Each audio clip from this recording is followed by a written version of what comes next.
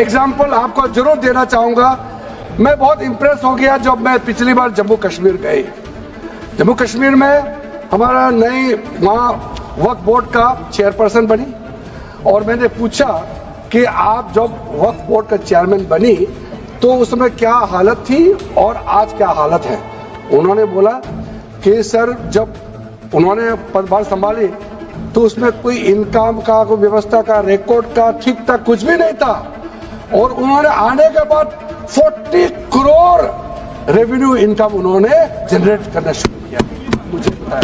और उसके वजह से वहाँ काफी अच्छा काम कर रहा। मैं हजरत बल श्राइन भी गए और वहाँ भी मरम्मत चल रहे हैं। इतना पुराना श्राइन है, दुनिया के लोग आते हैं, बहुत खूबसूरत से उसका सारा आसपास का ब्यूटिफिकेशन का काम भी चल रहा है। अगर अच्छा काम करेगा, रेवेन्यू बढ़ेगा तो सबका फायदा होगा सर। इसलिए सर आप लोग आज बिल को समर्थन करने के बाद मेरे ऑफिस में आइए।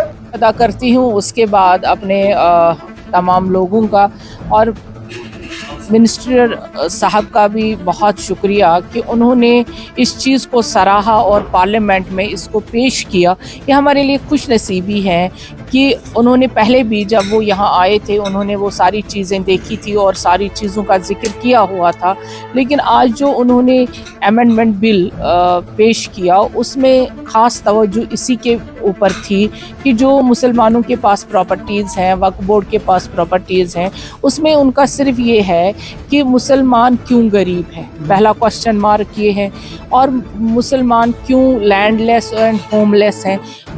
अगर आपके पास इतना लैंड है अवेलेबल तो क्यों आप गरीब हैं, क्यों आपके पास ये नहीं है। जब जम्मू कश्मीर वक्फ बोर्ड इतना काम कर सकता है, छोटा ही बोर्ड है क्योंकि हमारी रियासत ही छोटी है, तो फिर बाकी बोर्ड क्यों नहीं करते हैं। तो ये अमेंडमेंट्स का जो निचोड़ है वो हमें लग रहा है कि कहीं ना कहीं मुसलमान तरक्की करेगा, मगर अगर हमारे वक्फ बोर्ड सही तरीके से काम करेंगे। कहाँ पे आपको लग रहा था कि ये एंटी मुस्लिम बिल है?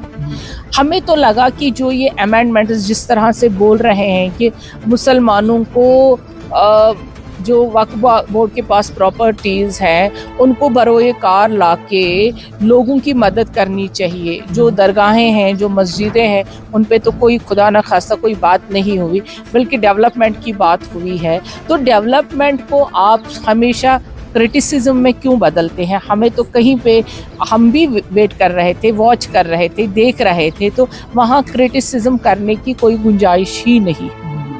तो आपको लगता है कि do you feel that bill has been passed in the parliament? देखिए वो पार्लियामेंटेरियंस का काम है और गवर्नमेंट देखिए हमें तो मेजॉरिटी है। अब जब पास हो जाएगी तो मुझे लगता है जो अमेंडमेंट्स हैं वो बेटरमेंट के लिए हैं।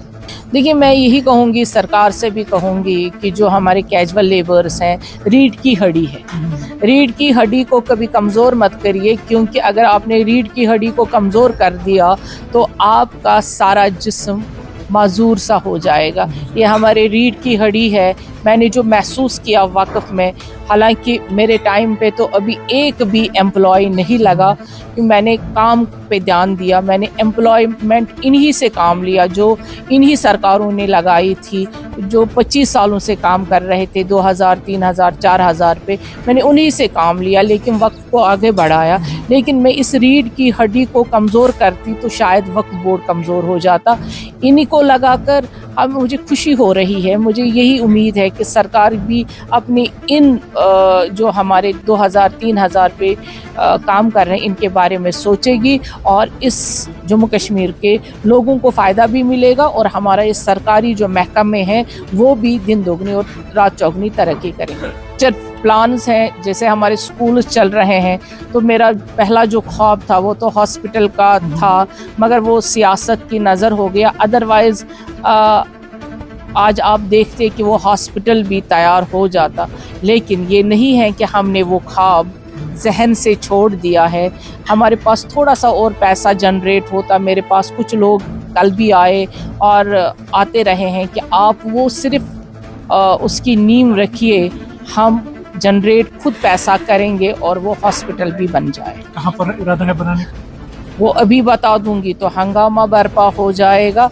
तो मैं अब हॉस्पिटल बना के यहाँ के लोगों को देना चाहूँगी, अगर बशर्ते ज़िंदगी, और अगर अल्लाह ने मुझे इस मनसब पे रखा तो वो ज़रूर मैं वो तामीर करूँगी।